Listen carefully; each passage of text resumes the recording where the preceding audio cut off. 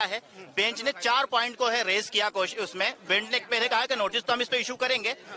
जो solicitor general है उसको कहा कि हम आपको नोटिस इशू करते हैं, ठीक है, नोटिस इशू करेंगे हम, लेकिन हम इसके ऊपर ये कोई पार्लियामेंट एक्ट बनाती है तो उसके ऊपर स्टे नहीं लगाते हैं। लेकिन ये एक्सेप्शनल केस है, ये केस एक एक्सेप्शनल केस है जिसके लिए हम इस पे इंटरिम स्टे देंगे, हम इस पे इंटरिम रिलीफ देंगे। इंटरिम रिलीफ जो है कोर्ट ने ये कहा कि हम अभी डिक्टेट करा रहे हैं इंटरिम ऑर्डर, उसमें उन्होंने हमें क्या क्या रिलीफ दिया। पहला रिलीफ दिया कि एक्स ऑफिशियो को छोड़ करके बाकी जो भी मेंबर होंगे वो सब मुस्लिम होंगे, ये हम लगाते हैं। दूसरी चीज, जो कलेक्टर अगर जाकर के सर्वे करता है तो वो कलेक्टर जाके सर्वे करने से पहले कोई उसका नेचर नहीं चेंज कर सकता और करने से पहले हमारे यहाँ एप्लीकेशन लगाएगा इस कोर्ट में आके।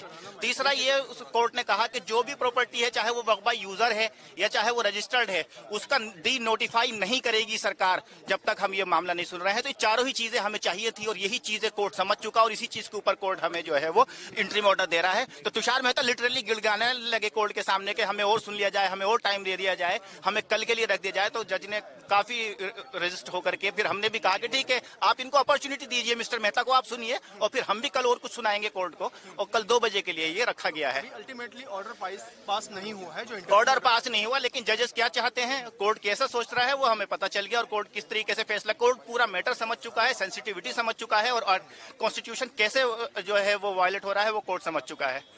अच्छा, नोटिस इशू किया गया है, कुछ इस तरीके की बात सामने आई है या कुछ एफिडेविट वगैरह फाइल करने को कहा गया है? नहीं, अभी क्या है, कल डिसाइड कोर्ट ने कहा कि मिस्टर मेहता हम आप नोटिस इशू करेंगे और आप जो है जवाब दे दीजिएगा। तो मेहता ने खुद कहा कि सर आप मुझे इशू कर दीजिए, हम 15 दिन में इसको सुन के 15 दिन के अंदर हम एफिडेविट ले आएंगे, डे टू डे आप इसको सुन लीजिए, आप स्टे मत लगाइए। जज ने कहा कि नहीं, स्टे लगाना जरूरी है, इंटरिम रिलीफ देना जरूरी है, because it's an exceptional case जी।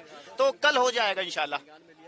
बाकी पिटीशन जो है मुजीबुर रहमान साहब, उसको कब सुनने की बात कही है कोर्ट ने? वो तो इसके साथ कनेक्ट हो जाएंगी। जज साहब ने ये कहा है कि जिसकी पिटीशन आज 11 बजे तक आ गई थी उसको आज सुना गया है। कुछ लोगों ने मेंशन की अपनी पिटीशन, उनको जज साहब ने नहीं सुना है, कोर्ट ने नहीं सुना उसको। वो नेक्स्ट जो है जब वो लिस्टिंग होगी, स्क्रूटनी पार करके जब आएगी तब उसको देखा जाएगा। कल